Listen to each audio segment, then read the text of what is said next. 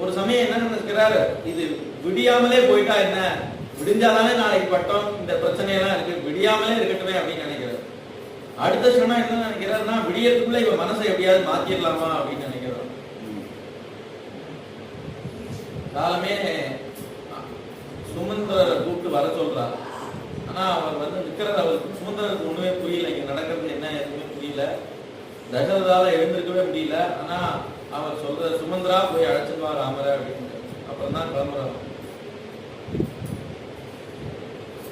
அங்க விரதமெல்லாம் அனுஷ்டிச்சுட்டு எல்லாம் வகிட்ட சொல்ல அந்த விரதங்கள்லாம் அனுஷ்டித்து ரெடியா இருக்காரு பட்டாபிஷேகத்துக்காக.